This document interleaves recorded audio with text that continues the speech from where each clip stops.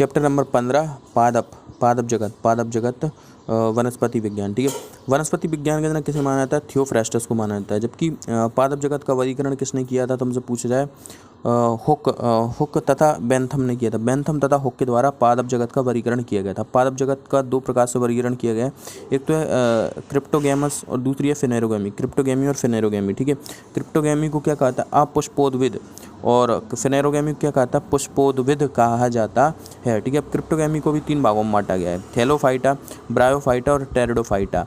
और फिनेरोगैमी में को 2 भागों में बांटा गया है। ठीक है, जिम्नोस्पर्म, एंजियोस्पर्म। क्रिप्टोगैमी के होते हैं जिनमें पुष्प नहीं बनते, और फिनेरोगैमी के होते हैं जिनमें पुष्प बनते हैं। तो सबसे पहले हम बात करेंगे थैलोफाइटा की। थैलोफाइटा की मात्रा, उनका शरीर थैलस के रूप में होता है, अर्थात इनमें जड़ तना पत्तियों में विभेदन नहीं किया सकता। सबसे कम विकसित पादप होते हैं, सबसे कम विकसित पादप होते हैं और जलीय पादप होते हैं। ठीक है, क्या होते हैं? जलीय पादप होते हैं। ठीक है, जलीय पादप होते हैं। ठीक है, सबसे कम विकसित पादप हैं और जलीय पादप होते हैं, जलीय पादप होते हैं। ये वनस्पति जगत का सबसे बड़ा समूह होता है, ये वनस्पति जगत का सबसे बड़ा समूह है। इनके एग्जाम्पल की बात करो, देखो शैवाल आता है, कवक आता है, जीवाणु आता है। कवक जीवाणु पहले आते थे, अभी इन्हें शामिल नहीं किया गया, इसमें केवल अभी शैवाल ही आते हैं। और अब हम बात करेंगे शैवालों के बारे में। तो शैवालों की बात करो तो ये प्रकाश संश्लेषण का कार्य करते हैं। प्रकाश संश्लेषण के माध्यम से यह भोजन बनाते हैं, अर्थात यह स्वयं पोषी होते हैं। शैवाल जो होते हैं वह ठीक है, शैवाल जो होते हैं, ठीक है, शैवाल जो होते हैं शैवाल की मात्रा है, तो शैवाल जो लैंगिक जनन भी करते हैं और अलैंगिक जनन भी करते हैं। ज़्यादातर ये अलैंगिक जनन करते हैं, लेकिन कुछ जो शैवाल होते हैं वे लैंगिक जनन करते हैं। और ये लैंगिक जनन करने वाले शैवाल कौन कौन से हैं? ठीक है, इसे याद करने के लिए ट्रिक है बोल क्यों आए। ठीक है, बोल क्यों आए, बॉल बॉक्स जो होता है ऊगैमस जनन करता है। ठीक है, कैसे जनन करता है? ऊगैमस जनन करता है। ठीक है, बॉल बॉक्स का क्या? क्लेमाइडिया जो होता है वह आइसोगैमस जनन करता है। ठीक है, और यूलोथ्रिक्स जो होता है एनाइसोगैमस जनन करता है, एनाइसोगैमस जनन करता है। ठीक है, इसके बाद हम बात करेंगे शैवालों के उदाहरण की। तो शैवालों के उदाहरण को याद करने के लिए ट्रिक है अलेस किले में नाकाबंदी करो। आ से हो जाएगा अलवा, अलवा में आयोडीन पाया जाता है। लेमिनेरिया में भी आयोडीन पाया जाता है। अले इस स्पाइरोगाइरा में तंतु पाए जाते हैं। अलेस किले, क्लेमाइडोमोनास की मात्रा सूक्ष्मदर्शी होता है। ठीक है, क्लेमाइडोमोनास कैसे होता है? सूक्ष्मदर्शी होता है। अलेस किले में से क्या हो जाता है? माइक्रोसिस्टिक की मात्रा दैत्याकार समुद्री घास से कहा था। अलेस किले में ना से नाइट्रेला हो जाएगा, का से हो जाएगा कारा। नाइट्रेला और कारा इन दोनों का प्रयोग किया था मलेरिया के उपचार में। अलेस किले में नाकाबंदी से हो जाएगा बॉल बॉक्स ये कॉलोनियों के रूप में रहता है। अलेस किले में नाकाबंदी करो से हो जाएगा क्लोरेला इसे अंतरिक्ष यात्रियों का भोजन कहा था। और कैल्प जो होता है ये सबसे विशाल का शैवाल होता है। ठीक है, और दो और होते हैं नास्टॉक और रेनोबिना, इनका इस्तेमाल किया था उर्वरकों के रूप में। अब हम देखेंगे रंग के आधार पर शैवालों का वर्गीकरण। तो रंग के आधार पर 4 प्रकार के शैवाल होते हैं, क्लोरोफाइसी, फियोफाइसी, ठीक है, क्लोरोफाइसी, फियोफाइसी, रेडोफाइसी और साइनोफाइसी। ठीक है, क्लोरोफाइसी की मात्रा है, तो क्लोरोफाइसी का रंग कैसा होता है? हरा होता है। किसके कारण? क्लोरोफिल के कारण। इसमें क्लोरोफिल ए और बी पाया जाता है। इसके एग्जाम्पल की बात करें तो देखो ठीक है, क्यू कार स्पाइकी। ठीक है, क्यू कार स्पाइकी, क्यू से हो जाएगा आधे का से हो जाएगा क्लेमाइडोमोनास। ठीक है, क्लेमाइडोमोनास। यू से हो जाएगा यूलोथ्रिक्स। ठीक है, क्यू कार से हो जाएगा कारा और स्पाइरोगाइरा। ये 4 उदाहरण हैं इसके। ठीक है, ये 4 उदाहरण हैं। इसके बाद आता है फियोफाइसी का रंग कैसा होता है? भूरा। और किसके कारण होता है? फियोफाइसी का रंग भूरा जेंथोफिल पिगमेंट के कारण होता है। ठीक है, इसमें क्लोरोफिल ए और सी पाया जाता है। इसके एग्जाम्पल की बात करें, इसमें कौन कौन से आते हैं? तो इसके एग्जाम्पल की बात करें, देखो इसमें आता है सारगासम आता है। ठीक है, सारगासम आता है, लेमिनेरिया आता है, सारगासम आता है, लेमिनेरिया आता है, सारगासम लेमिनेरिया आता है, एक्टोकार्पस और डिक्टोला आता है। साला एक्टर बनेगा। ठीक है, एक्टोकार्पस और डिक्टोला आता है, एक्टोकार्पस और डिक्टोला आता है, एक्टोकार्पस और डिक्टोला आता है। ठीक है, एक्टोकार्पस और डिक्टोला आता है। इसे याद करने के लिए एक ट्रिक क्या थी? साला एक्टर डायरेक्टर बनेगा। ठीक है, साला एक्टर का डायरेक्टर बनेगा। सा से सारगासम, ले से लेमिनेरिया, साले एक्टर डायरेक्टर बनेगा। ठीक है, लेमिनेरिया साले एक्टर से एक्टोकार्पस और डायरेक्टर से हो जाएगा डिक्टोला। ठीक है, इसके बाद आता है रेडोफाइसी। इसका रंग लाल होता है। किसके कारण? इसका रंग लाल होता है। इसका रंग लाल होता है फाइको इरिथ्रिन वर्णक के कारण, फाइकोइरिथ्रिन वर्णक के कारण इसका रंग लाल होता है। इसमें क्लोरोफिल ए और डी पाया जाता है। इसके उदाहरण की मात्रा इसमें जिलेडियम आता है और ग्लेशियरिलिया आता है। जिलेडियम और ग्लेशियरिलिया से अगार अगार प्राप्त किया जाता है। जिलेडियम आता है, ग्लेशियरिलिया आता है।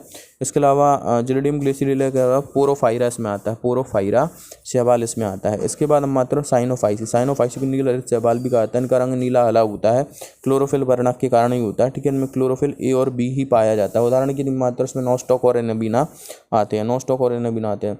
समुद्र का लाल रंग ट्राइकोडेस्मियम इरिथ्रियम शैवाल के कारण होता है। समुद्र का लाल रंग जो होता है ट्राइकोडेस्मियम इरिथ्रियम शैवाल के कारण होता है। और बर्फ पर पाई जाने वाली शैवालों को क्या कहता है, क्रायोफाइसी कहा जाता है। ठीक है, क्राइसोफाइट कहा जाता है, क्रायोफाइट कहा जाता है। क्या कहता है, क्रायोफाइट कहा जाता है। निवास स्थान के आधार पर शैवालों के प्रकारों की बात करें तो देखो समुद्र में पाए जाने वाले शैवाल कौन कौन से हैं। समुद्र में पाए जाने वाले शैवालों की बात करें, सारगासम है, लेमिनेरिया है। ठीक है, सारगासम, लेमिनेरिया, सारगासम पाया जाता है, लेमिनेरिया पाया जाता है। जिलेडियम और ग्लेशियरिलिया ये कहाँ पर पाए जाते हैं, समुद्र के अंदर पाए जाते हैं, समुद्र में पाए जाते हैं। ठीक है, ग्लेशियरिलिया को समुद्री घास कहा जाता है। ठीक है, समुद्री घास कहा जाता है। बर्फ में पाई जाने वाली शैवालों की मात्रा देखो, क्रायोफाइट तो कहा जाता है। क्रायोफाइट में कौन सी आती है, तो भैया आती है हेमेटोकोकस निबेलिस शैवाल आती है। हेमेटोकोकस निबेलिस शैवाल आती है। कौन सी आती है, हेमेटोकोकस निबेलिस शैवाल आती है। जंतुओं के शरीर पर पाए जाने वाले शैवालों की बात करें तो कछुए के शरीर पर कौन सी पाई जाती है, प्रोटोडर्मा पाई जाती है, प्रोटोडर्मा शैवाल पाई जाती है। ठीक है, घोंगे की मात्रा तो घोंगे पर क्लेडोफोरा पाई जाती है, क्लेडोफोरा शैवाल पाई जाती है। और हाइड्रा पर पाई जाने वाली शैवाल कौन सी है, जूक्लोरेला है। ठीक है, जूक्लोरेला शैवाल पाई जाती है। पानी पर तैरने वाली शैवाल की बात करें तो बॉल बॉक्स होती है। ठीक है, बॉल बॉक्स पाई जाती है, कारा पाई जाती है। ठीक है, बॉल बॉक्स होती है, कारा होती है, डाइटम्स होती है और क्लोरेला होती है, डाइटम्स और क्लोरेला। जंतु की आंत में कौन सी पाई जाती है, तो जंतु की आंत में ओसिटोलेरिया पाई जाती है, ओसिटोलेरिया शैवाल पाई जाती है, ओसिटोलेरिया शैवाल पाई जाती है। अब हम देखेंगे शैवालों के प्रयोग के शैवाल किस किस काम में आती है। तो सबसे पहले बात करें कॉन्ड्रस शैवाल। कॉन्ड्रस शैवाल का इस्तेमाल किया था चॉकलेट बनाने में। सारगासम, ठीक है, कृत्रिम ऊन बनाने में इसका इस्तेमाल किया था सारगासम का। ठीक है, क्लोरेला की मात्रा है तो क्लोरेला को अंतरिक्ष यात्रियों का भोजन कहता है। इससे प्रोटीन पाउडर बनाया जाता है, क्लोरेला से प्रोटीन पाउडर बनाया जाता है। और पहली शैवाल है जिसमें पहली बार प्रकाश संश्लेषण की जो खोज हुई थी वह क्लोरेला शैवाल में ही की गई थी। ठीक है, क्लोरेला शैवाल में की गई थी और इससे क्लोरेलिन एंटीबायोटिक भी बनाई जाती है। जिलेडियम और ग्लेशियरिलिया की बात करें उससे अगार अगार बनाया जाता है। और अगार अगार से क्या बनाया जाता है, देखो फूड कलर बनाए जाते हैं, आइसक्रीम बनाई जाती है। ठीक है, फूड कलर, आइसक्रीम, कॉस्मेटिक्स इससे बनाए जाते हैं। ठीक है, कॉस्मेटिक्स सामग्री इससे बनाई जाती है। और रक्त का थक्का जमाने में भी इसका इस्तेमाल किया जाता है, रक्त का थक्का जमाने में भी इसका इस्तेमाल किया जाता है। ठीक है, देखो शैवालों में आयोडीन और प्रोटीन प्रचुर मात्रा में पाया जाता है। आयोडीन किस किस में पाया जाता है, तो अल्वा और लेमिनेरिया में पाया जाता है। प्रोटीन प्रचुर मात्रा में किस में पाया जाता है, तो प्रोटीन पाया जाता है भैया क्लोरेला में। और एक और होती है जिसमें बहुत ज़्यादा मात्रा में प्रोटीन होता है, उसका नाम क्या है, स्पाइरुलिना शैवाल, स्पाइरुलिना शैवाल। ठीक है, अब लाइकेन की मात्रा है तो जो लाइकेन होता है यह सहजीविता करता है। किसके साथ, कवक और शैवालों के साथ लाइकेन सहजीविता करता है। तो शैवालों से यह क्या भोजन प्राप्त करता है और कवकों से यह पानी और सुरक्षा प्राप्त करता है। ठीक है, बदले में यह शुद्ध ऑक्सीजन उपलब्ध देने कराता है। ठीक है, लाइकेन की मात्रा से वायु प्रदूषक इंडिकेटर कहा जाता है, इससे लिटमस पेपर बनाया जाता है। ठीक है, यह अकेले जीवित नहीं रह सकता है। ठीक है, और ना ही खुद भोजन बना सकता है। ठीक है, ये सब हमने जान लिया। ठीक है, थैलोफाइटा वर्ग हम जान चुके हैं। थैलोफाइटा के बाद अगला वर्ग आता है ब्रायोफाइटा। ब्रायोफाइटा की मात्रा उनका शरीर भी ज़्यादातर थैलस के रूप में होता है। जड़ तना पत्ती विभेदन नहीं किया सकता है, लेकिन इनमें जड़ जैसी संरचनाएं बन जाती हैं जिन्हें राइजोइड्स कहा जाता है। क्या कहा जाता है, राइजोइड्स कहा जाता है। यह पहले स्थलीय पादप होते हैं। ठीक है, पहले स्थलीय पादप होते हैं लेकिन सफल स्थलीय पादप नहीं होते हैं, इसलिए इन्हें क्या कहता है, पादप जगत का उभयचर कहा जाता है। क्या कहा जाता है, पादप जगत का उभयचर कहा जाता है। इनमें निषेचन की जो प्रक्रिया होती है वह पानी में ही होती है। ठीक है, क्योंकि इन्हें निषेचन करने के लिए पानी की आवश्यकता होती है। इनमें नर जननांगों को क्या कहा जाता है, इसमें नर जननांग को एंथ्रेडियम कहा जाता है और मादा जननांग आर्चिगोनियम कहलाती है। मादा जननांग क्या कहलाता है, आर्चिगोनियम कहलाता है। और ये पहले भ्रूणीय पादप होते हैं, इनमें भ्रूण बनता है, पहले भ्रूणीय पादप होते हैं। ब्रायोफाइटा के प्रकार की बात करो, ब्रायोफाइटा देखो लिवर बार्ट, हॉर्न बार्ट और मॉस इसमें आता है। लिवर बार्ट की मात्रा की आकृति लिवर जैसी होती है। और लिवर बार्ट में कौन कौन से आते हैं, मार्केंशिया और रिक्सिया। ठीक है, मार्केंशिया और रिक्सिया इसके एग्जाम्पल हैं। ठीक है, लिवर बार्ट। हॉर्न बार्ट की बात करें तो हॉर्न बार्ट में कौन कौन से आते हैं, हॉर्न बार्ट में एंटोसीरस और नोटोथीरस आते हैं, एंटोसीरस और नोटोथीरस आते हैं। ठीक है, हॉर्न बार्ट में एंटोसीरस और नोटोथीरस आते हैं। ठीक है, एंटोसीरस और नोटोथीरस आते हैं। मॉस की मात्रा, मॉस में स्फैग्नम आता है, फ्यूनेरिया और पॉलीट्रिकम आता है, फ्यूनेरिया और पॉलीट्रिकम आता है। नोट, स्फैग्नम नामक जो मॉस होती है अपने से 18 गुना अधिक पानी सोख सकती है। सबसे बड़ा ब्रायोफाइटा की मात्रा डायोसोनिया और सबसे छोटा कौन सा है? जुप्सिस है, जुप्सिस है। थैलोफाइटा होगा, ब्रायोफाइटा होगा। अब हम पढ़ेंगे टेरिडोफाइटा के बारे में। टेरिडोफाइटा की बात करें तो इसकी बात करें तो देखो, इनका शरीर थैलस के रूप में नहीं होता है, इनमें जड़ तना पत्तियों में विभेदन किया जा सकता है। इनमें सम्मेलन ऊतक, जाइलम एवं फ्लोएम पाया जाता है, लेकिन ये विकसित नहीं होते हैं। और क्या खास बात है, पहले सफल स्थलीय पादप होते हैं। ठीक है।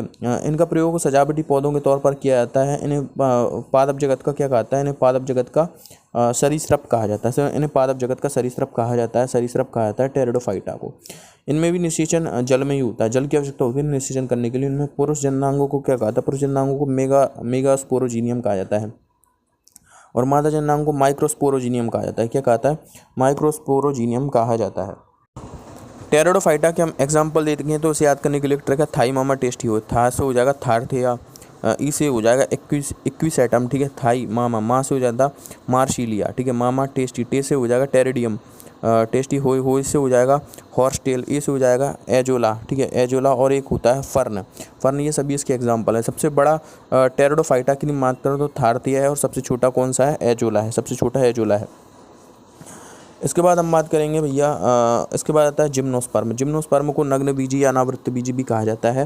ठीक है, इनमें बीज पर किसी प्रकार कोई कवरिंग देखने को नहीं मिलती, यानी कि यहाँ पर फल नहीं बनते हैं। ठीक है, फल नहीं बनते हैं। ये पहले काष्ठीय पौधे हैं। ठीक है, कैसे पौधे होते हैं? काष्ठीय पौधे होते हैं, अत्यधिक ठंडे प्रदेशों में पाए जाते हैं जहाँ पर बर्फ़ गिरती है। इनकी पत्तियाँ जो होती हैं वह नुकीली हो चुकी हैं, नुकीली सुई की जैसी हो गई हैं, और इन्हें जीवित जीवाश्म कहा जाता है। ठीक है, इनमें सम्मेलन ऊतक जाइलम फ्लोएम पूर्ण विकसित होता है। जाइलम फ्लोएम क्या होता है? पूर्ण विकसित होता है। इसके एग्जाम्पल की बात करें तो देखो, इसके एग्जाम्पल क्या है? साइकस है, पाइनस है, साइकस पाइनस। ठीक है, चीड़ देवदार, साइकस पाइनस चीड़ देवदार, एरोकेशिया और मेटासेकोया। ठीक है, साइकस की बात करें तो इसे सागो पाम ट्री भी कहा जाता है। ठीक है, क्यों कहा जाता है? क्योंकि इसके स्टार्च से साबूदाना बनाया जाता है। ठीक है, साइकस पाइनस की बात करें तो देखो, पाइनस की क्या खास बात है? इससे चिलगोजा प्राप्त किया जाता है, चिलगोजा बनाते हैं, जिसे जिम्नोस्पर्म का मेवा कहा जाता है। ठीक है, साइकस हो गया, पाइनस हो गया। ठीक है, चीड़ की बात करो तो इसकी लकड़ी से क्या बनाती है? माचिस की तिल्ली बनाई जाती है, और उससे प्राप्त किया जाता है तारपीन का तेल। और देवदार से सेड्रल ऑयल प्राप्त किया जाता है,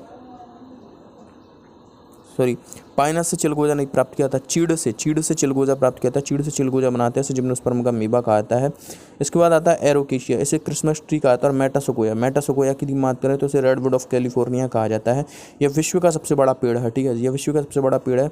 सबसे बड़ा जिम्नोस्पर्म की बात करें तो यह विश्व का सबसे बड़े पेड़ की बात करें, रेडवुड ऑफ कैलिफोर्निया है, मेटासेकोया है। और सबसे छोटे की बात करें, सबसे छोटा कौन सा है? जेमिया पिग्मिया है। ठीक है, जेमिया पिग्मिया है। और भी इसके एग्जाम्पल हैं, जैसे कि सहतूत की बात करें, स्ट्रॉबेरी की बात करें, सहतूत स्ट्रॉबेरी और शंकुधारी वृक्ष इसके एग्जाम्पल हैं। सहतूत स्ट्रॉबेरी और शंकुधारी वृक्ष इसके एग्जाम्पल होते हैं। इसका आता है एंजियोस्पर्म, जिसे आवृत्तबीजी कहा जाता है। ठीक है, एंजियोस्पर्म जिन्हें आवृत्तबीजी कहा जाता है, सबसे ज़्यादा विकसित पादप हैं, सर्वव्यापी होते हैं, सभी जगह पर यह पाए जाते हैं। ठीक है, अब ये दो प्रकार के होते हैं, एक बीजपत्री और द्विबीजपत्री। एक बीजपत्री की एग्जाम्पल की हम बात करें तो देखो, गेहूँ है, चावल है, मक्का है, बाजरा है, सरसों है, इस सभी गन्ना है, और गन्ने के साथ साथ केला भी है। ठीक है, केला है और लिली है। ठीक है, गन्ना, केला, लिली, ये एक बीजपत्री है। द्विबीजपत्री के एग्जाम्पल की बात करें, द्विबीजपत्री में देखो, अंगूर है, टमाटर है, अंगूर टमाटर और सूरजमुखी द्विबीजपत्री के एग्जाम्पल हैं। सबसे बड़ा आवृत्तबीजी तुमसे पूछा जाए, सबसे बड़ा आवृत्तबीजी कौन सा है? सफ़ेदा, यूकेलिप्टस जिसे कहता है, जिसे पर्यावरण का आतंकी कहता है। सबसे छोटा आवृत्तबीजी कौन सा है? तो सबसे छोटा आवृत्तबीजी है लेमना है। ठीक है, सबसे बड़ा पुष्प कौन सा है? रेफलेशिया। और सबसे छोटा पुष्प कौन सा है? सबसे छोटा पुष्प बुल्फिया है। ठीक है, सबसे बड़ा बीज कौन सा है? लोडोसिया, जिसे डबल कोकोनट कहा जाता है। और सबसे छोटा कौन सा? आर्किड। बंगाल का आतंकी किसे कहा जाता है? तो यह जलकुंभी को कहा जाता है। अब हम बात करेंगे पादप ऊतकों की। तो पादप ऊतकों की बात करें तो पादप में दो प्रकार के ऊतक पाए जाते हैं, एक तो होता है विभाज्य ऊतक और दूसरे होते हैं स्थायी ऊतक। जब विभाज्य ऊतक में कोश का विभाजन की क्रिया बंद हो जाती है तब उनसे स्थायी ऊतकों का निर्माण होता है। विभाज्य ऊतक की बात करें तो देखो, विभाज्य ऊतक भी 3 प्रकार के होते हैं। विभाज्य ऊतक कितने टाइप के होते हैं? 3 प्रकार के होते हैं। कौन कौन से होते हैं? शीर्षस्थ विभाज्य ऊतक, अंतर्वेशी विभाज्योतक और पार्श्वीय विभाज्य ऊतक। ठीक है, शीर्षस्थ विभाज्य ऊतक, पार्श्वीय विभाज्य ऊतक और अंतर्वेशी विभाज्य ऊतक यानी मध्य विभाज्य ऊतक भी कहता है। ठीक है, सबसे पहले हम बात करेंगे शीर्षस्थ विभाज्योतक। शीर्षस्थ देखो सबसे पहले हम बात करें विभाज्योतकों की ही, तो ये जीवित ठीक है, इनकी कोशिकाएं क्या होती हैं, इनकी कोशिकाएं जीवित होती हैं, सबसे पहले पौधे में बनते हैं, ठीक है, इसलिए इन्हें प्राथमिक ऊतक भी कहा था। सबसे पहले पौधे में बनेंगे इसलिए इन्हें प्राथमिक ऊतक भी कहा जाता है। सबसे पहले इनमें आता है शीर्षस्थ विभाज्योतक। ये पौधे के शीर्ष भागों में पाए जाते हैं और पौधे की लंबाई में वृद्धि करते हैं, अर्थात ये प्राथमिक वृद्धि करने का काम करते हैं। दूसरे होते हैं पार्श्व विभाज्योतक। पार्श्व विभाज्योतक ये पौधे के किनारों पर पाए जाते हैं और पौधे की चौड़ाई में वृद्धि करते हैं, अर्थात द्वितीयक वृद्धि करते हैं। तीसरे होते हैं अंतर्विभाषी विभाज्योतक। ये पर्वसंधियों पर पाए जाने वाले ऊतक हैं, ठीक है, पर्वसंधियों पर पाए जाते हैं। इसके बाद आता है स्थायी ऊतक।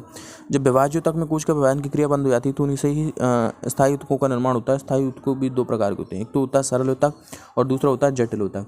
सरल ऊतक की मात्रा, सरल ऊतक के भी एग्जाम्पल हैं। सरल ऊतक में कौन कौन से आते हैं, मृदु ऊतक या मृदुल ऊतक, ठीक है, स्थूल कोण ऊतक, और तीसरा आता है दृढ़ ऊतक, ठीक है। सबसे पहले हम बात करें मृदु ऊतक। मृदु ऊतक की मात्रा, इनकी कोशिकाएं मृत होती हैं, ठीक है, इनकी कोशिकाएं मृत होती हैं, किसकी बनी होती हैं, सेल्यूलोज के बने होते हैं।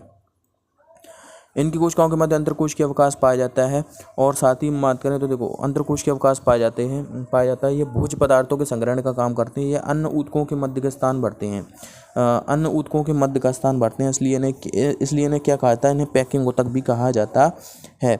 इसलिए इन्हें पैकिंग ऊतक भी कहा जाता है। ये सॉफ्ट और मुलायम होते हैं, भोज्य पदार्थों के स्टोर करने का काम करते हैं। इसके बाद आता है स्थूल कोण ऊतक। स्थूल कोण ऊतक की मात्रा, इनकी कोशिकाएं भी मृत होती हैं, सेल्यूलोज प्लस पेक्टिन के बने होते हैं, ठीक है। यह थोड़े कठोर होते हैं और इनकी कोशिकाओं के मध्य अंतरकोशिकीय अवकाश नहीं पाए जाते।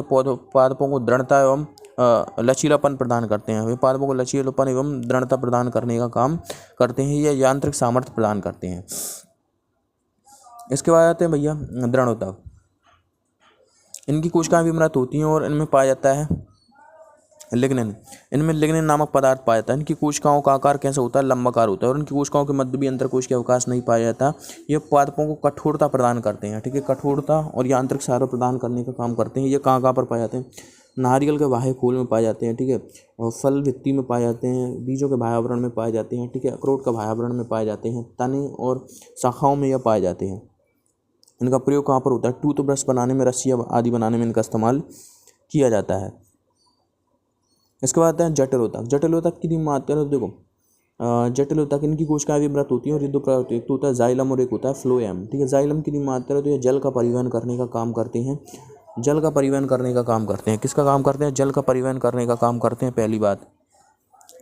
और दूसरी बात, इनमें क्या क्या होता है ये पूछा जाएगा, ठीक है। जाइलम तंतु और जाइलम तंतु इनमें पाया जाता है। जाइलम पेरेन्काइमा पाया जाता है, ठीक है। वाहिका और वाहिनियाँ पाई जाती हैं इनमें, ठीक है। वाहिका, वाहिनियाँ, जाइलम तंतु और जाइलम पेरेन्काइमा इनमें पाया जाता है। फ्लोएम की मात्रा तो भोज्य पदार्थ और खनिज लवणों के परिवहन, भोज्य पदार्थों का परिवहन करने का यह काम करते हैं। इनमें क्या पाया जाता है, फ्लोएम तंतु और फ्लोएम पेरेन्काइमा। फ्लोएम तंतु और फ्लोएम पेरेन्काइमा में पाया जाता है। इनमें चालनी नलिका और सहचर कोशिका पाई जाती है, ठीक है। चालनी नलिका और सहचर कोशिका इनके अंदर पाई जाती है, ठीक है। देखो हम मृदु ऊतक में कुछ प्रकार भूल गए, ठीक है। मृदु ऊतक भी दो प्रकार के होते हैं, ठीक है। मृदु ऊतक, ठीक है, सबसे पहले तो होता है एरेनकाइमा, इनमें वायु भर जाती है अंतरकोशिकीय अवकाश में, तो इन्हें एरेनकाइमा कहा जाता है। और इनमें क्लोरोफिल पाया जाता है तो इन्हें क्लोरेनकाइमा कहा जाता है, ठीक है। क्या कहता है, क्लोरेनकाइमा कहा जाता है।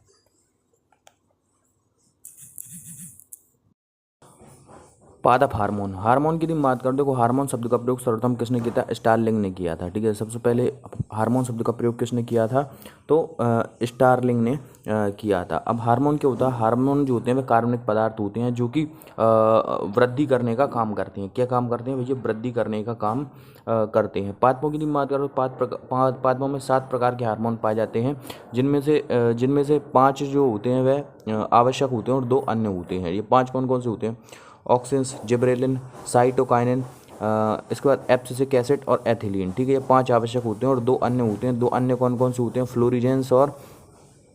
फ्लोरीजेंस और एक होता है ट्रांसम्यूशन हार्मोन, ठीक है। तो सबसे पहले हम बात करेंगे ऑक्सिन्स की मात्रा। ऑक्सिन्स खोज किसने की थी, चार्ल्स डार्विन ने की थी। ऑक्सिन्स की मात्रा, तो ऑक्सिन्स के कार्य क्या होते हैं, ऑक्सिन्स जो होता है वह पौधे की लंबाई में वृद्धि करता है, अर्थात ये प्राथमिक वृद्धि करने का काम करता है। इसके अलावा यह फलों, फूलों और पत्तियों को प्रारंभिक अवस्था में टूटने से, झड़ने से रोकता है। इसके अलावा जो सूरजमुखी फूल होता है उसमें प्रकाश अनुवर्ती गति के लिए यह जिम्मेदार होता है। अब ये 2 प्रकार के पाए जाते हैं, एक तो यह प्राकृतिक तौर पर भी पाया जाएगा और दूसरा ये कृत्रिम तौर पर भी पाया जाता है। प्राकृतिक तौर पर पाया जाता है तो उसका नाम क्या है, इंडोल 3 एसिटिक एसिड है, और IB इंडोल ब्यूटारिक एसिड है, ठीक है, इंडोल ब्यूटारिक एसिड है, ठीक है। इसके बाद कृत्रिम रूप से पाए जाएंगे तो कृत्रिम रूप में भी naphthalene acetic acid 2,4 dichlorophenoxy acetic acid होता है। इसके बाद आता है जिब्रेलिन। जिब्रेलिन की बात करो, जिब्रेलिन की खोज किसने की थी? जिब्रेलिन की खोज की थी कुरोसावा ने। सबसे पहले चावल धान के पौधे में इसकी खोज की थी। वर्तमान में कवकों से निकाला जाता है। इसकी मात्र इसके कार्य क्या होते हैं? पौधे की चौड़ाई में वृद्धि करता है, यानी कि द्वितीयक वृद्धि के लिए जिम्मेदार होता है, और बीजों को अंकुरित होने के लिए ये प्रेरित करता है, बीजों को अंकुरित करने में मदद करता है, बीजों को अंकुरित करने में मदद करता है। ये भी कई प्रकार का पाया जाता है, GA1 GA2 GA3 से लेकर GA100 तक ये मिलता है, और सबसे अच्छी क्वालिटी का होता है GA3। सबसे अच्छी क्वालिटी का कौन सा होता है? GA3 होता है। फिर आता है साइटोकाइनिन। साइटोकाइनिन खोज किसने की थी? मिलर ने की थी, ठीक है। इसके कार्य की बात करते हैं, क्या कार्य करता है? ये ऑक्सीजन के साथ मिलकर कार्य करता है, ऑक्सीजन के साथ मिलकर कार्य करता है, और कोशिका विभाजन में यह सहायक होता है। किसमें सहायक होता है? कोशिका विभाजन में सहायक होता है। इसके अलावा यह म्यूटेशन यानी कि उत्परिवर्तन को रोकता है, ठीक है, ये म्यूटेशन उत्परिवर्तन को रोकता है। ये वृद्धि हार्मोन है तीनों के तीनों। इसके बाद आता है एथिलीन। एथिलीन की मात्र एथिलीन की खोज किसने की थी? तो एथिलीन की खोज की थी भैया H.H. कंजिस ने इसकी खोज की थी। इसकी बात करो तो यह एकमात्र हार्मोन है जो गैसीय अवस्था में पाया जाता है, साथ ही ये पौधों में श्वसन में सहायक होता है, इसलिए श्वसन हार्मोन भी कहा जाता है। इसके कार्य की बात करें तो देखो ये कार्य करता है। इसकी बात करें तो ये प्राकृतिक तौर पर फलों को पकाने में मदद करता है, ठीक है, फलों को पकाने में मदद करता है, और उनके पक जाने पर उन्हें तोड़कर नीचे गिरा देता है, ठीक है, उन्हें क्या कर देता है? तोड़कर नीचे गिरा देता है। ये पुष्पों को खिलने से रोकता है, और उसकी लंबाई में वृद्धि को रोकता है, उसकी लंबाई में वृद्धि को भी रोकता है। ये वृद्धि रोधी हार्मोन होता है। इसके बाद आता है एब्सिसिक एसिड। एब्सिसिक एसिड की खोज किसने की थी? एडिकोट ने की थी। एब्सिसिक एसिड की खोज करता कौन है? एब्सिसिक एसिड की खोज एडिकोट ने की थी। और इसकी एब्सिसिक एसिड की बात करें, ये पूर्ण रूप से वृद्धि रोधक हार्मोन होता है। ये कैसा हार्मोन है? पूर्ण रूप से वृद्धि रोधक हार्मोन होता है। ये क्या कार्य करता है? तो इसकी बात करें तो देखो ये बीजों को अंकुरित होने से रोकता है। इसके बाद आता है फ्लोरिजेंस हार्मोन। फ्लोरिजेंस हार्मोन की बात करें तो यह फूल खिलाने में मदद करता है। ट्रांसम्यूशन हार्मोन को ट्रोमेटिन हार्मोन भी कहा जाता है, और ये ट्रांसम्यूशन क्या कार्य करता है? ट्रांसम्यूशन हार्मोन पौधों में रिकवरी का काम करता है। अब हम देखेंगे पादप कारकी के बारे में। पादप कारकी की बात करें तो देखो पादप कारकी पादपों के बाह्य शरीर का अध्ययन क्या कहलाता है? बाह्य शरीर का अध्ययन कहलाता है मॉर्फोलॉजी, और इसके भीतरी अंगों का अध्ययन कहलाता है एनाटॉमी। तो सबसे पहले हम बात करेंगे जड़ की। जड़ की उत्पत्ति कहाँ से होती है? मूलांकुर से होती है। ये धनात्मक गुरुत्वानुवर्ती, धनात्मक जलानुवर्ती और ऋणात्मक प्रकाशानुवर्ती वृद्धि करती है। जड़ के कार्य की बात करूँ, जड़ जो होता है पौधों को मृदा में स्थिरता प्रदान करती है। साथ ही यह केशिकात्व की प्रक्रिया द्वारा भूमिगत जल का अवशोषण करती है, ठीक है। इसमें से केवल ये 1 से 2% जल का ही प्रकाश संश्लेषण में इस्तेमाल करती है, बाकी के जल को ये वाष्पोत्सर्जित कर देते हैं। पौधे क्या कर देते हैं? वाष्पोत्सर्जित कर देते हैं, ठीक है। पादपों में पाई जाती है मूल रोम, जो कि एक कोशिकीय होती है। यही खनिज लवणों का भूमि से अवशोषण करती है। इसकी उत्पत्ति कहाँ से होती है? तो ये इसकी उत्पत्ति होती है एपिडर्मिस परत से। इसके बाद होती है पार्श्वीय जड़ें। पार्श्वीय जड़ों को क्या कहता है? पार्श्वीय जड़ों को कहा जाता है द्वितीयक मूल कहा जाता है। पार्श्वीय जड़ों को द्वितीयक मूल कहा जाता है। पार्श्वीय जड़ों को क्या कहता है? पार्श्वीय जड़ों को द्वितीयक मूल कहा जाता है। इनकी उत्पत्ति पेरिसाइकिल यानी कि परिरंभ से होती है। अब हम देखेंगे जड़ों के प्रकार, ठीक है। जड़ों के प्रकार की मात्रा सबसे पहले आती है मूसला जड़। मूसला जड़ की उत्पत्ति कहाँ से होती है? मूसला जड़ की उत्पत्ति मूलांकुर से होती है। मूसला जड़ों की उत्पत्ति मूलांकुर से होती है, ठीक है, मूलांकुर से होती है। और मूसला जड़ों के एग्जाम्पल की मात्रा तो मूसला जड़ों के एग्जाम्पल क्या है? तो मूसला जड़ जो होती है वह द्विबीजपत्री पौधों में पाई जाती है, ठीक है, द्विबीजपत्री पौधों में पाई जाती है मूसला जड़। मूसला जड़ के बाद आती है रेशेदार जड़, जिसे झकड़ा मूल भी कहा जाता है, ठीक है, झकड़ा मूल भी कहा जाता है। इसकी उत्पत्ति मूलांकुर के अलावा मूलांकुर से नहीं होती। इनकी उत्पत्ति तने के किसी भी भाग से निकल जाती है, ठीक है। ये द्विबीजपत्री पौधों में पाई जाती है। द्विबीजपत्री पौधे जैसे कि गेहूँ, चावल, बाजरा, मक्का आदि में यह पाई जाती है। रेशेदार मूल, झकड़ा मूल पाई जाती है। इसके बाद तीसरी मूल आती है जिसे कहा जाता है भैया अपस्थानिक जड़ें। अपस्थानिक जड़ें की मात्र इनकी उत्पत्ति मूलांकुर से नहीं होती, ये तने के किसी भी भाग से निकल जाती हैं अपस्थानिक जड़ें। और अपस्थानिक जड़ों के उदाहरण की बात करें तो इसमें कौन कौन से आएंगे? तो अपस्थानिक जड़ों की बात करें, इसमें बरगद और बांस आता है। इसमें क्या आता है, बरगद और बांस आता है। देखो हम मूसला जड़ों की मात्रा, मूसला जड़ जो थी हमने पढ़ी थी, मूसला जड़ में कुछ चीज़ रह गई, मूसला जड़ों के प्रकार। तो मूसला जड़ों के प्रकार को याद करने के लिए एक ट्रिक है, ठीक है, क्या है, सतुआ कुंभ, ठीक है, सतुआ कुंभ, ठीक है। मूसला जड़ों के एग्जाम्पल को याद करने के लिए ट्रिक है, सतुआ कुंभ में सा से आती है शंकु रूपी, ठीक है, शंकु रूपी में क्या आती है, शंकु रूपी में गाजर आती है, ठीक है। तू से क्या हो जाएगा, तुर्की रूपी, तुर्की रूपी में क्या आती है, तुर्की रूपी में आती है मूली। सतुआ आ से क्या हो जाता है, अनियमित मूसला जड़, अनियमित मूसला जड़ में कौन कौन सी आती है, तो अनियमित मूसला जड़ की मात्रा उसमें आता है शकरकंद, ठीक है, अनियमित मूसला जड़ में शकरकंद आता है। सतुआ कुंभ, कुंभ से कुंभी रूपी, कुंभी रूपी में क्या आती है, कुंभी रूपी में चुकंदर और सलजम आती है, चुकंदर और सलजम आती है। अब कुछ पौधों की बात करेंगे, जैसे कि आर्किड का पौधा, आर्किड के पौधे की यदि बात करें तो ये अधिपादप है। ये कैसा पादप है, अधिपादप, यानी कि ये दूसरों पेड़ों पर यह उगता है, ठीक है। आर्किड का पौधा जो होता है दूसरे पेड़ों पर उगता है, इसलिए इसकी जड़ को क्या कहा जाता है, अधिपादपीय जड़ भी कहा जाता है, ठीक है। इसकी उत्पत्ति, ठीक है, इसे अधिपादपीय जड़ भी कहा जाता है। और इसमें वेलामैन उतक पाए जाते हैं, ठीक है। इसमें क्या पाया जाता है, वेलामैन उतक पाए जाते हैं, इसमें वेलामैन उतक पाए जाते हैं। इसके बाद हम बात करें पादप सुंदरी, जिसे राइजोफोरा कहा जाता है, राइजोफोरा कहा जाता है, ठीक है। इसमें कौन सी मूल पाई जाती है, ठीक है, इसकी यदि बात करें तो इसमें श्वसन मूल पाई जाती है। कौन सी मूल पाई जाती है भैया, श्वसन मूल पाई जाती है। इसमें वायवी जड़ होती हैं जो कि वायु में उपस्थित होती हैं, इसलिए इनमें श्वसन मूल पाई जाती है। बरगद की यदि बात करें तो बरगद में पाई जाती है स्तंभ मूल। और शकरकंद, परवल और बेगोनिया की यदि बात करें तो इनमें जनन मूल पाई जाती है। कौन सी मूल पाई जाती है, जनन मूल पाई जाती है। इसके बाद आता है तना, तने की बात करें तो तने की उत्पत्ति की बात करें, तने की उत्पत्ति कहाँ से होती है, प्रांकुर से होती है। ये धनात्मक प्रकाशानुवर्ती, ऋणात्मक गुरुत्वानुवर्ती और ऋणात्मक जलानुवर्ती होता है, ठीक है। इतनी बात याद रखनी है, ठीक है, जलानुवर्ती होता है। तने के कार्य की बात करें, तने का कार्य पौधों को यांत्रिक सहारा प्रदान करना है, दृढ़ता प्रदान करना है। और कुछ जो तने होते हैं जो हरे कलर की होती हैं, प्रकाश संश्लेषण में भी सहायक होते हैं, प्रकाश संश्लेषण भी करते हैं। अब हम देखेंगे तने के प्रकार। तने के प्रकार की बात करें, देखो तने के प्रकार 3 प्रकार से हैं। सबसे पहले आता है भूमिगत तना, फिर आता है अर्धवायवीय तना और फिर आता है वायवीय तना। भूमिगत तने की बात करें, देखो भूमिगत तने के एग्जाम्पल की बात करें तो इसमें आता है कंद, प्रकंद, घनकंद और सलकंद। कंद की बात करें, कंद में क्या आता है, कंद में आता है आलू। प्रकंद की बात करें तो प्रकंद में क्या आता है, प्रकंद में आता है हल्दी अदरक केला, ठीक है, हल्दी अदरक केला आता है। कंद हो गया, प्रकंद हो गया, उसके बाद आता है घनकंद, घनकंद में जिमीकंद और केसर आता है। और कंद, प्रकंद, घनकंद और सलकंद में लहसुन और प्याज आता है। इसके बाद आता है अर्धवायवीय तना। अर्धवायवीय तना की बात करो, अर्धवायवीय तना में पुदीना आता है, जलकुंभी आती है, दूब घास आता है और स्ट्रॉबेरी आती है। और वायवीय तने की बात करो, सभी प्रकार की बेलें इसमें आ जाती हैं, ठीक है। नींबू और बोगनविलिया के कांटे आ जाते हैं, ठीक है। नागफनी और कैक्टस की पत्तियां आ जाती हैं, ठीक है, नागफनी और कैक्टस की पत्तियां। अब हम देखेंगे पत्तियों के बारे में। तो पत्तियों की बात करें, पत्तियों की उत्पत्ति भी कहाँ से होती है, प्रांकुर से होती है, ठीक है, प्रांकुर से होती है। इनके कार्य की बात करें, देखो सबसे पहले तो महत्वपूर्ण कार्य है, ये प्रकाश संश्लेषण करती हैं। दूसरा, ये वाष्पोत्सर्जन करती हैं। तीसरा ये श्वसन करती हैं। चौथे काम की बात करें तो ये पादपों को ठंडा रखती हैं, ठीक है। देखो क्लोरोफिल में पाया था मैग्नीशियम, मैग्नीशियम की वजह से ये पादप ठंडे रहते हैं। पत्ती का सबसे चौड़ा भाग क्या कहलाता है, लेमिना कहलाता है। पत्ती का सबसे चौड़ा भाग लेमिना कहलाता है। अब हम देखेंगे पत्तियों में शिराविन्यास। पत्तियों में शिराविन्यास की बात करो, पत्तियों में 2 प्रकार का शिराविन्यास होता है। एक तो होता है समानांतर शिराविन्यास और दूसरा होता है भैया जालिका शिराविन्यास। समानांतर शिराविन्यास जो होता है वह एक बीजपत्री पौधों में देखने को मिलता है, जबकि जालिका शिराविन्यास जो होता है वह द्विबीजपत्री पौधों में होता है। किसमें होता है, द्विबीजपत्री पौधों में होता है। अब हम देखेंगे पत्तियों का रूपांतरण या पत्तियों के प्रकार, ठीक है, पत्तियों के प्रकार या पत्तियों के रूपांतरण। तो सबसे पहले हम बात करें, देखो पत्थर चट्टा ब्रायोफिल्ला, ये किसका एग्जाम्पल है, पत्ती का एग्जाम्पल है, ठीक है।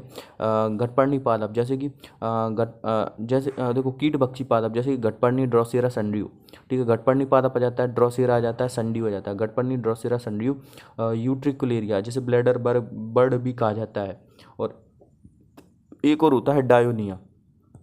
अब हम देखेंगे प्रकाश संश्लेषण के बारे में। तो प्रकाश संश्लेषण की बात करें, तो प्रकाश संश्लेषण की खोज सबसे पहले किसने की थी, ऑटो वारबर्ग ने की थी और क्लोरेला सहवाल में की थी, ठीक है।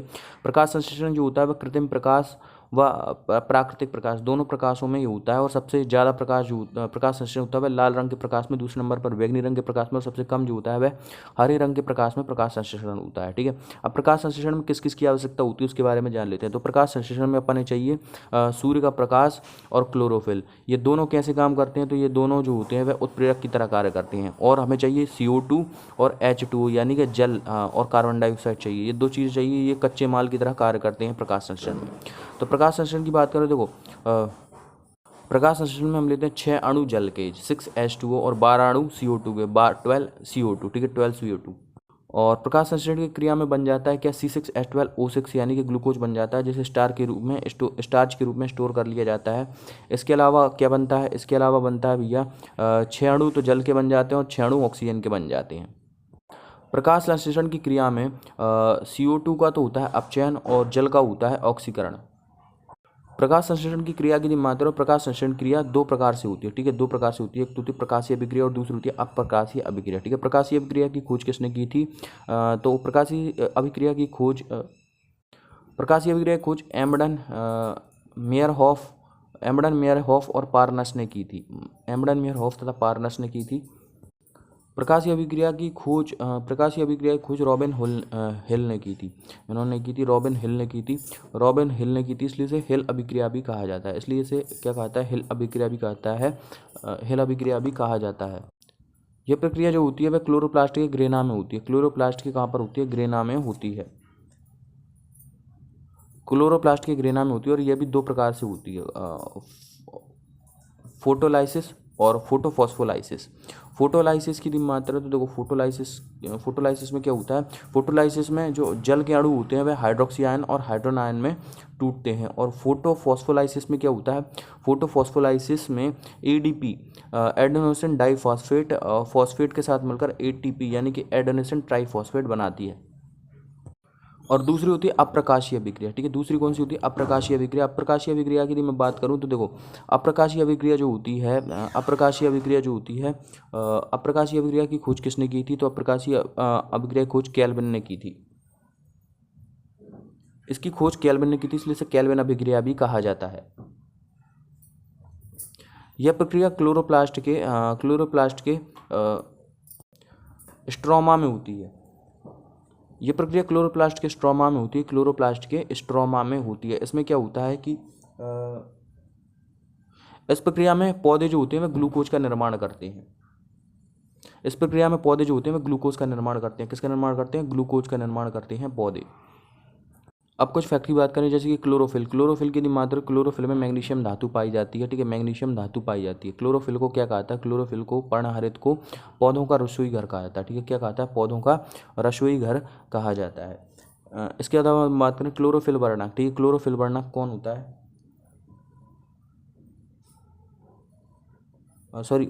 पर्णहरित को प्रकाश संश्लेषी वर्णक कहा जाता है। पर्णहरित को क्या कहता है, प्रकाश संश्लेषी वर्णक कहा जाता है। अब हम देखेंगे वाष्पोत्सर्जन, ठीक है। वाष्पोत्सर्जन की बात करें तो देखो, वाष्पोत्सर्जन की क्रिया जो होती है वह दिन के समय होती है, ठीक है, अतिरिक्त जल को वाष्प के रूप में पौधों से बाहर निकालना क्या होता है, वाष्पोत्सर्जन कहलाता है, ठीक है। ये क्रिया जो होती है वह दिन के समय होती है। वाष्पोत्सर्जन के लिए पत्तियों में छोटे छोटे छिद्र होते हैं, जिन्हें क्या कहता है, रंध्र स्टोमेटा कहा जाता है। इन्हीं रंध्र स्टोमेटा के माध्यम से क्या होता है, वाष्पोत्सर्जन होता है, ठीक है। रंध्र स्टोमेटा में पाई जाती हैं गौड़ कोशिकाएं, जो कि इन्हें खुलने व बंद होने के लिए जिम्मेदार होती हैं। ये रंध्र स्टोमेटा जो होती हैं वे दिन के समय खुलते हैं और रात के समय बंद हो जाते हैं। इसलिए रंध्र स्टोमेटा को पौधों का फेफड़ा भी कहा जाता है। अब हम देखेंगे बिंदु स्रवण यानी कि ग्यूटेशन क्या होता है। बूंद बूंद करके पत्तियों से पानी बाहर निकलना ग्यूटेशन कहलाता है और ये होता है रात के समय।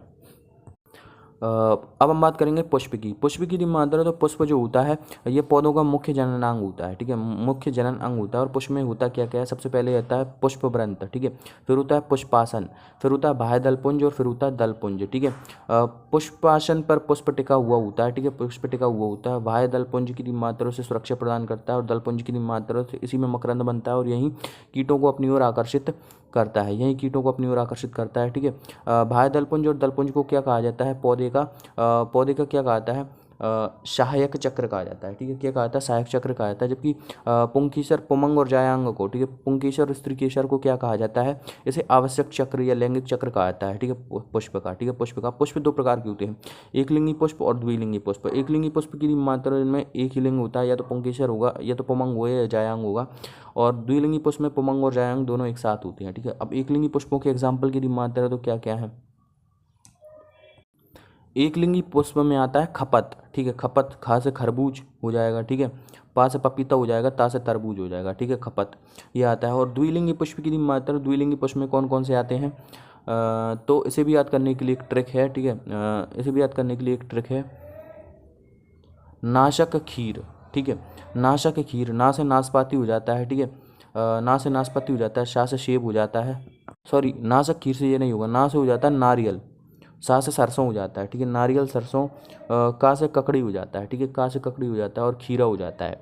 इसके बाद गुड़हल हो जाता है। ये सभी क्या है, द्विलिंगी पुष्प है, ठीक है। क्या है, द्विलिंगी पुष्प है, द्विलिंगी पुष्प है। नाशक खीर, ना से नारियल, सा से सरसों, का से ककड़ी, खी से खीरा और गुड़हल, ठीक है, गुड़हल। ये सभी क्या है, द्विलिंगी पुष्प हैं। अब हम देखेंगे इनके पुष्प के जनांग के बारे में। सबसे पहले आता है पुंकेसर। पुंकेसर जिसे पुमंग भी कहा जाता है, ठीक है। देखो इसकी संरचना क्या होती है, देखो इसमें क्या होता है, परागकोश होते हैं और शंका में क्या होते हैं, एक जोड़ी यानी कि दो होते हैं। इसे ये किससे जुड़े होते हैं, ये आपस में जो जुड़े होते हैं वह किसके वो ये आपस में यूजी के माध्यम से जुड़े होते हैं। इन्हीं के अंदर उपस्थित होते हैं परागकण, ठीक है। परागकण जो कि नर युग्मक होते हैं, क्या होते हैं, नर युग्मक होते हैं और नर युग्मक होते हैं और इन्हें लघु बीजाणु भी कहा जाता है, ठीक है। लघु बीजाणु भी कहा जाता है, इन्हें क्या कहता है, लघु बीजाणु भी कहता है। नीचे होता है, नीचे क्या होता है, पुतंतु होता है, ठीक है। पुतंतु होता है, ठीक है, पुतंतु होता है। अब नोट लगाकर यहाँ पर एक बात याद रखनी है, परागकण, परागकण कह लो और परागकण कह लो या फिर नर युग्मक यानी कि शुक्राणु कह लो, इन्हें -196 डिग्री सेल्सियस तापमान पर द्रव नाइट्रोजन में रखा जाता है सुरक्षित।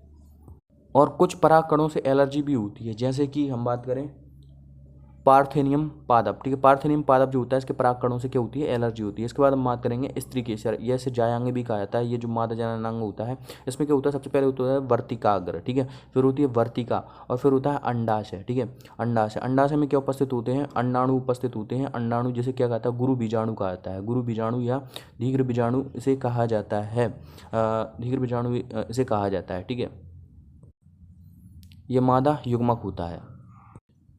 अब इस अंडाणु की बात करें तो अंडाणु अंडाणु में दो प्रकार की कोशिकाएं पाई जाती हैं। अंडाणु में दो प्रकार की कोशिकाएं पाई जाती हैं।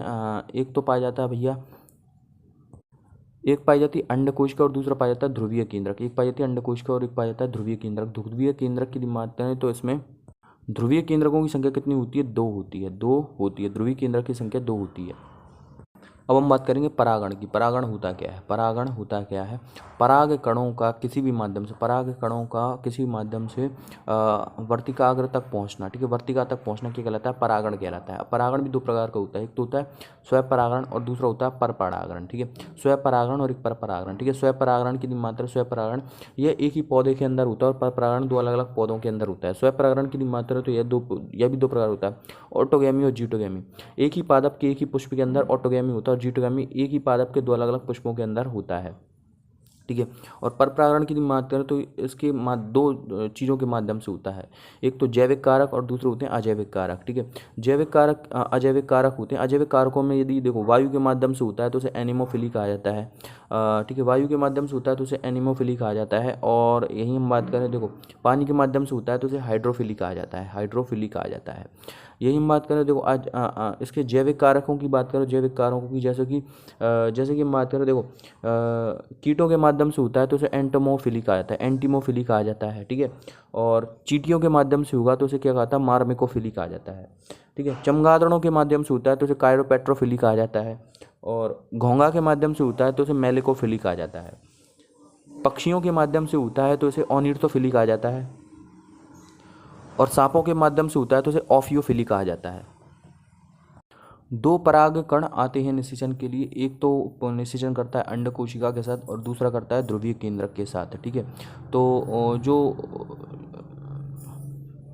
तो पौधों की मात्रा, पौधों में द्वि निषेचन होता है, ठीक है। पौधों में क्या होता है, द्वि निषेचन होता है और पादपों में त्रिसंलयन होता है। त्रिसंलयन अर्थात इनमें तीन केंद्रक बनते हैं। कितने केंद्रक बनते हैं, तीन केंद्रक बनते हैं। और दोनों के मिलने से बनता है भ्रूणपोष बनता है या भ्रूण बनता है, जिसे हम क्या कहते हैं, बीज। अंडाशय की भित्ति से फल भित्ति का निर्माण होता है और अंडाशय से फल का निर्माण होता है। किसका निर्माण होता है, फल का निर्माण होता है। अब फल की मात्र फल दो प्रकार के होते हैं, एक होता है सत्य फल और दूसरा होता है असत्य फल। सत्य फल की मात्र, सत्य फल की उत्पत्ति कहाँ से होती है, अंडाशय से होती है। और सत्य फल के उदाहरण की मात्र, तो इसे याद करने के लिए एक ट्रिक है, आ के पसर। आ से हो जाता है अमरूद, नहीं, आ से होता है अमरूद, नहीं होता, आम होता है, आम। आम होता है, केला होता है, आम, केला, पपीता और संतरा। और इसके बाद आता है असत्य फल। असत्य फल की मात्रा तो इनकी उत्पत्ति अंडाशय के अलावा अन्य भागों से होती है, असत्य फल कहलाते हैं। असत्य फल के एग्जाम्पल की यदि मात्रा से भी याद करने के लिए ट्रिक है, नाना से काजू लेकर आना। ठीक है, नाना से काजू लेकर आना। ना से क्या हो जाता है, ना से नाशपाती हो जाता है, ना से नारियल हो जाता है, से हो जाता है सेब, नाना से काजू ही हो जाता है, नाना से काजू लेकर आना, आना से अनानास हो जाता है, अनानास के साथ साथ अमरूद हो जाता है, अमरूद।